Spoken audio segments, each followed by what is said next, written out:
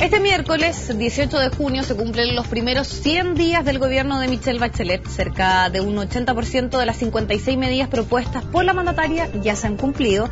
Sin embargo, quedan varias pendientes, como por ejemplo los proyectos que crean universidades públicas regionales, una FP estatal y también lo que tienen que ver con los temas indígenas. Vamos a ahondar en estos 100 días, el análisis que vamos a hacer respecto a los cumplimientos o no de las metas. Estamos con dos analistas políticos, con Fernando García y el investigador de Libertad y Desarrollo, Jorge Ramírez. Muchas gracias a ambos por estar junto a nosotros. Gracias. Bueno, hablemos un poco de este plazo autoimpuesto por parte del gobierno. Muchos dicen que hubo finalmente ahí un acierto político y comunicacional, pero por otro lado otros comentan que más bien fue un riesgo porque salieron varios flancos de discusión. ¿Qué les parece a ustedes lo que ha sucedido con estos primeros 100 días del gobierno de Michelle Bachelet? Sí, yo creo que se generó algo contraproducente, porque bajo la lógica de esta tendencia que existe en muchos gobiernos, de la lógica de la eficiencia, establecer métricas autoimpuestas, se trató de dar señales de este impulso transformador de manera muy acelerada, y con esto este orden de son 56 medidas en los 100 primeros días. Esto ya resulta llamativo porque esto fue una práctica de gobernanza muy criticada durante la administración Piñera, ¿cierto? De establecer esta suerte de indicadores o la administración de la gestión del gobierno. Finalmente se replica esta práctica, sin embargo, al tenor de este fast track legislativo para sacar muy rápido esta batería de medidas, también se abrieron muchas, digamos, tensiones internas dentro del mundo de la nueva mayoría, y también muchas dudas, muchas objeciones a los procesos en virtud de los cuales se están tratando de impulsar esta reforma. ¿A tu parecer fue más un error? Sí, porque en el fondo esto es una lógica comunicacional. Se va a instalar la idea, cuando se cumplan los 100 días, de que probablemente se cumplió un orden del 80%. Cerca del 90% se calcula que se podría llegar. Claro, pero eso en términos comunicacionales es potente. Sin embargo, también hay tensiones internas que ahora se desnudan, digamos, salen a la luz pública, y esas tensiones yo creo que son una cuestión mucho más de fondo que la nueva mayoría va a tener que administrar, sobre todo de cara a lo que va a ser la segunda parte, digamos, de la reforma, de la discusión de la reforma tributaria ya en el Senado, y también la tramitación legislativa de la reforma educacional. Pero ya tuvimos como una señal en lo que fue este proyecto de reforma a nivel de la educación parvularia, donde surgió esta tensión entre Ignacio Walker y Fulvio Rossi, la doctrina Rossi, donde lo que hace Ignacio Walker es precisamente criticar este fast track legislativo, es decir, aprobemos sin los tiempos adecuados para escuchar a todos los actores, etcétera. Entonces eso yo creo que es como esta tensión que hay entre tratar de impulsar una agenda legislativa y de instalación del gobierno de manera eficiente, pero eso también tiene su costo político, porque claramente los tiempos comunicacionales son distintos a los tiempos políticos, ¿ya? Entonces eso como primer punto. Fernando, ¿tu opinión fue un riesgo o fue más bien una medida efectiva este plazo autoimpuesto desde el punto de vista tal vez de la celeridad o de podríamos decir, la reacción de que se están haciendo las cosas, muchos dicen? Sí, yo concuerdo en algo, que tiene que ver que estas 56 medidas son simplemente unas medidas que apuntan a algo efectista, comunicacional, ¿no? Porque ya habíamos dicho otra vez, ¿no es cierto?, que estos primeros 100 días en cualquier gobierno son los gobiernos donde hay mayor visibilidad en cualquier gobierno. La gente quiere ver qué es lo que pasó. Plena. Es la instalación, vienes con una muy buena votación, queremos saber qué es lo que vas a hacer, ¿no? Por lo tanto, tiene ese efecto para decir, mira, sabes que yo en los 100 primeros días yo ya cumplí con buena parte de esto que yo prometí.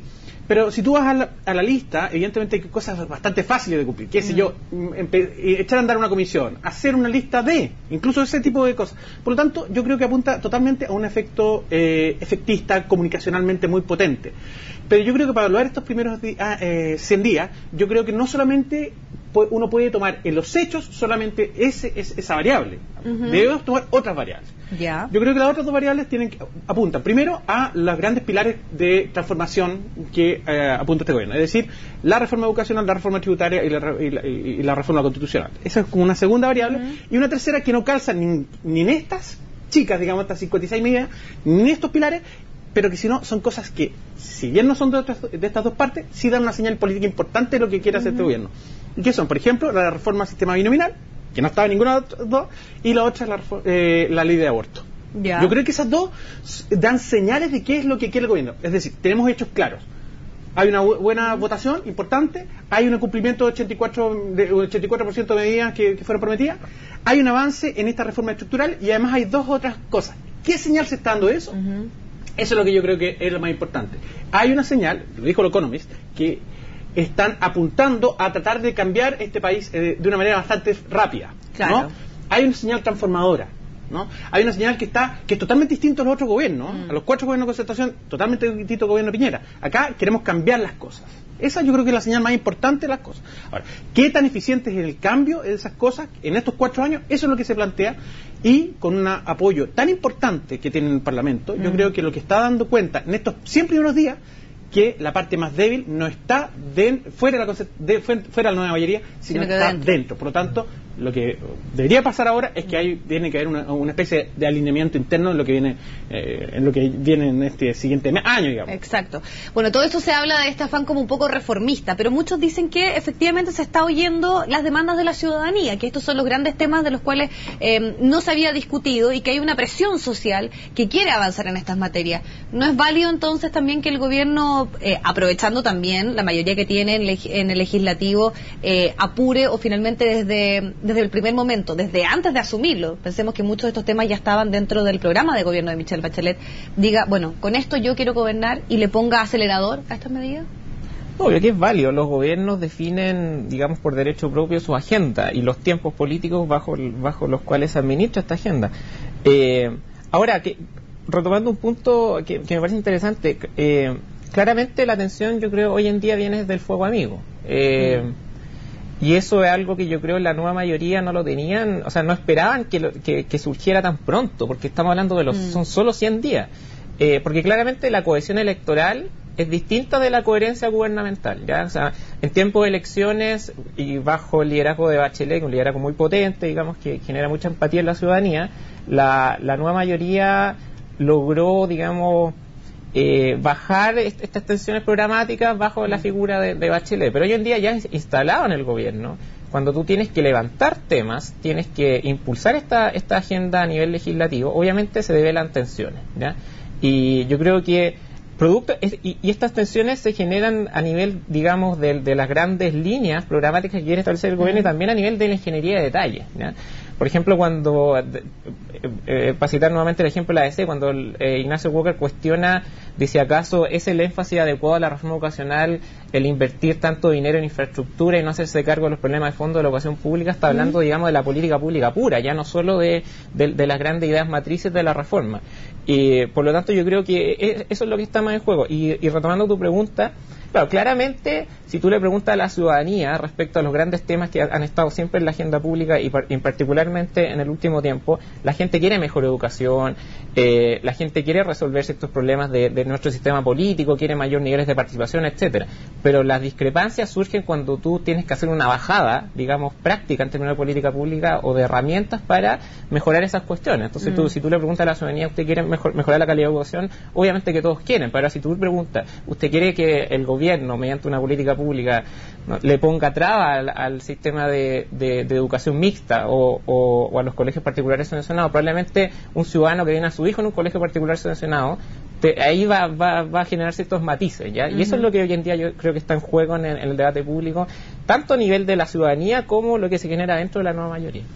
Fernando, volviendo al punto del fuego amigo, de estas discrepancias internas que hay, ¿es válido que exista esta discusión y que haya, por ejemplo, senadores como Ignacio Walker que abiertamente estén en una disputa, sobre todo pensando que quienes defienden, podríamos decir, afán de ir avanzando rápidamente, dicen, bueno, se sabía de antemano que estos eran los temas que íbamos a abordar, se sabían los énfasis, se sabían los acentos, ¿por qué ahora, luego de ya ganada una campaña, empiezan a surgir estas críticas? ¿Válido? Claro que es válido. Lo que es medio... Que es adecuado, ¿no? Quizás no es sano para una democracia o para un sistema político, quizás no es tan sano. ¿Por qué, digamos? O sea, esto yo creo que tiene que ver con un sistema electoral que está medio... que no realmente no trabaja, no apunta realmente a representar lo que los chilenos realmente pensamos sobre lo que debería ser nuestro gobierno, lo que es nuestra sociedad, ¿no? Creo que como distorsionan las situaciones, los partidos políticos y los líderes políticos tienden a hacer alianzas simplemente para alcanzar el poder. cuando alcanzan el poder en algunos mínimos lineamientos, después cuando empiezan a ejercer el gobierno, empiezan a generar algún tipo de estas diferencias que muchas veces traicionan, si tú quieres, los motivos por los cuales fueron elegidos. ¿Te das cuenta? Si tuviéramos un sistema electoral que es mucho más representativo, más representativo, fuera más proporcional incluso, bueno, podríamos saber qué tanto de los chilenos realmente quieren, qué sé yo, una asamblea constituyente o quieren una reforma más de la Constitución. Pero hoy día no tenemos eso, no podemos saber realmente qué cantidad de chilenos quieren, por ejemplo, una ley del aborto como Dios manda, una ley del aborto, digamos, de aborto, no, claro, no un aborto terapéutico, o quizás la mayoría del país de los chilenos no quieren una ley. Si tuviéramos realmente un sistema electoral que realmente reflejara lo que los chilenos pensamos sobre el bien común, sobre el interés general, claro, podríamos arreglar un poco más el cuento en términos políticos después. Hoy día es muy legítimo, una vez que toman el poder, bueno, que hayan distintas diferencias de poder, desde el poder, de claro, cómo ejercer ese mandato. Y ahí es donde empieza este problema, y justamente por eso lleva el problema de la tensión interna política, digamos, y cómo resolver este tema.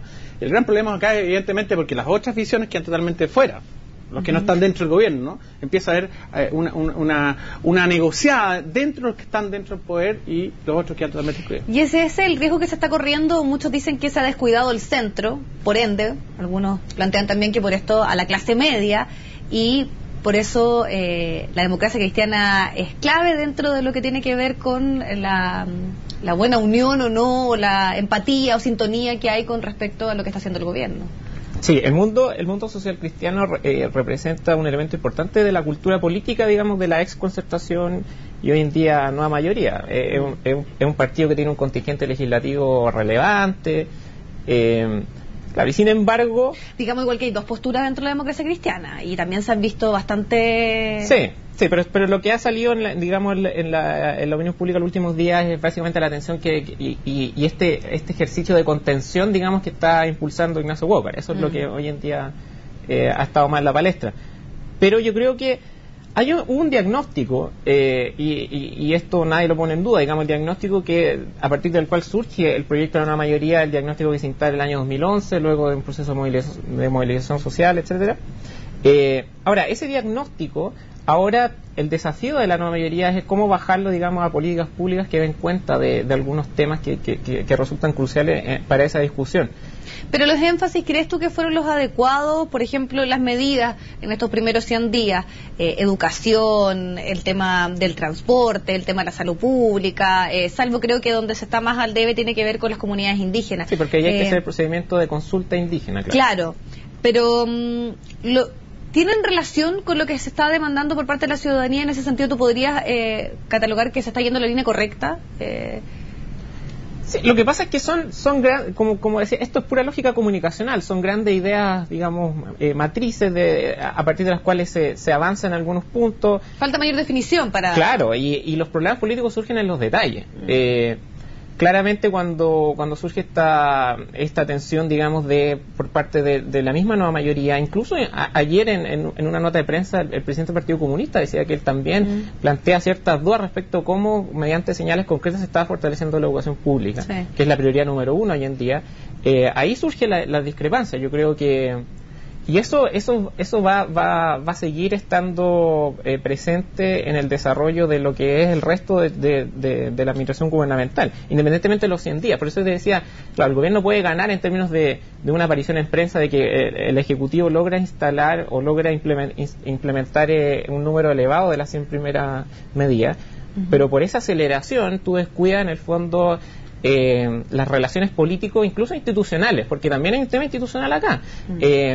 Hay un punto interesante a analizar, y es que, por ejemplo, el tema de la reforma tributaria, la discusión que se generó a nivel de la Cámara de Diputados y el Senado es muy diferente, ¿ya? Los tiempos fueron muy diferentes, el nivel de deliberación también fue diametralmente opuesto, porque en la Cámara de Diputados fue un verdadero fast track, digamos, o sea, tratar de aprobar el proyecto sin ni siquiera que muchos parlamentarios lo leyeran, lo conocieran, en el fondo, y tú tienes que en la Cámara Revisora, en este caso el Senado, tuvo que dar cuenta de ese déficit de deliberación que se generó en la Cámara de Diputados y hacerse cargo de muchos de los vacíos de la reforma.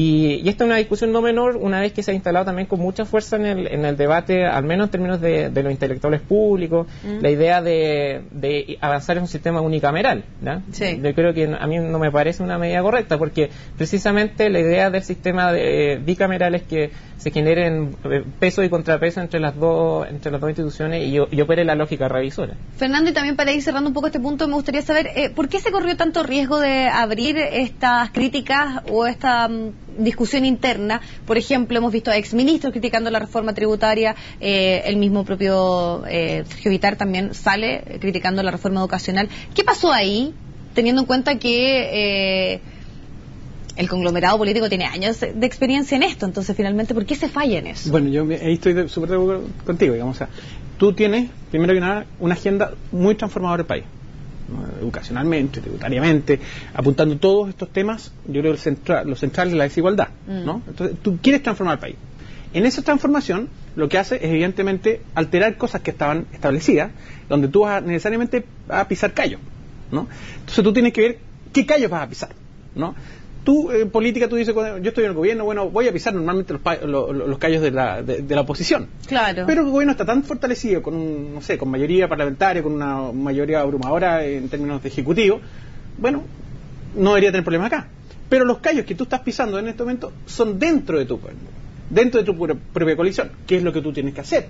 Evidentemente, tú tienes que haber hecho un trabajo previo, de haber tratado de negociar esas situaciones, de tratar de generar algún tipo de consenso, de tal manera de generar una imagen donde ¿Un exceso de confianza tal vez un del exceso de gobierno? confianza. Yo creo que no, es que yo creo que tiene que ver con lo que tú estás diciendo. Hay una práctica política que aquí no se hizo, que tiene que ver con llegar a acuerdos ¿Faltó previos. manejo político, como Yo dicen creo algunos que pudo haber sido mejor ese manejo político. Tiene que haber, o sea, Ya, pero ahí el vamos a rol de otro Jimena tema, Rincón, claro. por ejemplo. Yo creo que no solamente Peñalillo, también Jimena Rincón. Cómo tú buscas esas alianzas, cómo tú buscas acercar posiciones de tal manera tú avanzar con tu agenda. Lo que pasa es que adentro están todos peleados porque evidentemente las visiones de mundo entre Partido Comunista, entre Democracia Social Cristiano, Socialdemócrata, es muy difícil. ¿Cómo tú llegas a esos acuerdos? Y ahí volvemos a lo que también se discutía mucho de la administración de Sebastián Piñera, que finalmente era estos tecnócratas versus los más políticos, cuando estaba todo este debate interno que muchos dicen que al poner caras más nuevas y la falta de experiencia en ese sentido fue un poco lo que le pudo haber jugado en contra, y siguen los análisis respecto a eso. Para también ir avanzando, ahora que hay algunos énfasis, ¿a usted le parecen, volvíamos al tema de las 50 medidas, los adecuados, tienen una cierta sintonía? ¿Ahí qué está al debe o qué creen ustedes que fue, podríamos decir, el check, ya hablando de eso, sí, que tú crees que está correcto? ¿Y qué cosas, por ejemplo, tú echaste de menos?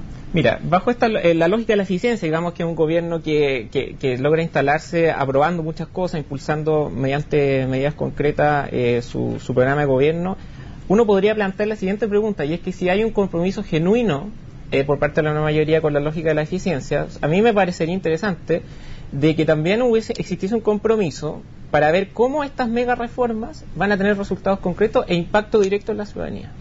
Por ejemplo, cómo la reforma tributaria va a disminuir el índice de desigualdad en Chile, el índice de Gini. Cómo, por ejemplo, impulsar una reforma de AFP estatal va a mejorar las... Aterrizar los temas. Claro, cómo va a mejorar las pensiones de los chilenos. Cómo la reforma educacional va a disminuir la brecha que existe hoy en día entre la educación municipal y la educación particular pagada, esa privada. Yo creo que la gente está más centrada en esa reforma, en los resultados concretos de esa reforma, más que en esta suerte de lista de lavandería de que impulsamos tal comisión para X tema, que muchas son medidas de corte administrativo y otras son medidas lisa y llanamente comunicacionales, porque convocar una comisión solamente depende del nivel de compromiso, digamos, que tenga en este caso el jefe de gobierno con el tema, digamos. Fernando. Sí, hay algunas que sí, otras que no, digamos. Hay algunas, la restitución de la pensión básica solidaria, el pago del bono invierno, el aporte familiar permanente. Yo creo que esas dos cosas ya la gente lo está percibiendo claramente, digamos, ¿no? Que forman parte de las 56 medidas. Las primeras ¿no? también.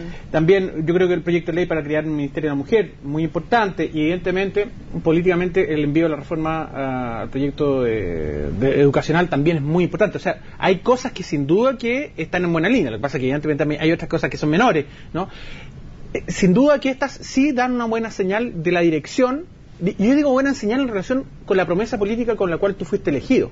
Porque ese es el punto, ¿no? Porque ¿de dónde tú vamos a decir que es un buen resultado, ¿no? Porque probablemente dentro de tu libertad de desarrollo van a decir, bueno, todo es pésimo, ¿no? Claro. Pero ¿desde dónde miramos esa situación? Yo creo que la mirada tiene que ser de acuerdo a la promesa política que fue la elección. Si la promesa política de la elección era hacer un Chile menos desigual, no el crecimiento, te das cuenta, no menos empleo, ese es otro tema, sino menos desigual. No, pero por eso te decía que sería lindo, o sea, sería bueno transparentar en el fondo este compromiso efectivo con la eficiencia a través de una bajada práctica. En términos, por ejemplo, si queremos disminuir la desigualdad, que el ministro, digamos, Arenas diga en cuánto se va a disminuir la desigualdad con la reforma tributaria, independientemente de cómo de este listado de las 50 primeras medidas. Yo creo que ese debate de fondo, esa discusión es la que la ciudadanía realmente le impacte, le interesa. Ahora, nos queda poco tiempo, yo sé que esto es difícil, sobre todo para los analistas. Me gustaría, ¿qué destacan, qué faltó y si aprueban o no lo que han sido estos primeros 100 días? ¿Qué nota le pondrían, por ejemplo? No, yo creo que, o sea, a mí, por ejemplo, me parece interesante todo el tema de descentralización que está presente. Yo creo que la agenda de descentralización es algo que como país en general necesitamos. Chile es un país extremadamente centralizado. Yo creo que fortalecer las comunidades locales y empoderarlas en términos de la toma de decisiones que puedan realizar me parece que es algo interesante.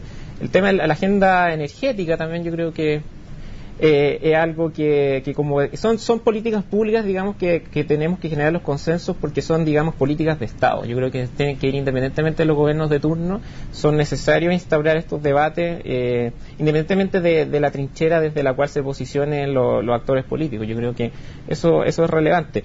Y como evaluación general yo instalaría este concepto, digamos, de cómo un gobierno bajo esta lógica, digamos, de la eficiencia, logra avanzar de manera con un impulso transformador que es evidente, pero descuidando, digamos, incluso ¿como la luz amarilla? renegando en buena medida de actores políticos que juegan un rol, yo creo, determinante en la cultura política del mundo de la centroizquierda en Chile, como es la democracia cristiana. Fernando, para terminar. Yo creo que la luz verde, efectivamente, están bien encaminados, ¿no es cierto? Hay unas buenas señales que efectivamente vienen a cumplir esa promesa electoral, ¿no es cierto? Un Chile que está siendo transformado, que necesita ser transformado, eso es bueno. La luz amarilla efectivamente tiene que ver con las alineaciones internas. O sea, está bien encaminado, hay muchas cosas que se tienen que hacer, hay muchas cosas que se están empezando a hacer, pero lo que está ocurriendo hoy día es una señal de alerta respecto a qué tanto se puede llegar a hacer eso, ¿no? Esas tienen que ser resueltas y eso evidentemente hay una... No sé si hay todavía una luz roja, pero sí hay una situación que hay que poner atención si es que efectivamente se quieren realizar esa agenda. Si no, de aquí a un año y medio probablemente vamos a estar todos viendo cómo la popularidad de este gobierno quizás no va a estar en su mejor posición. Bueno, perfecto. Fernando García, Jorge Ramírez, muchas gracias. Hay un montón de temas que se quedaron ahí en el tintero, así que, pero por lo menos esto fue un entretenido y buen adelanto de los análisis que hay con respecto al cumplimiento de estos primeros 100 días del gobierno de Michelle Bachelet. Muchas gracias por estar junto a nosotros. Gracias. Nos vamos al corte y ya volvemos.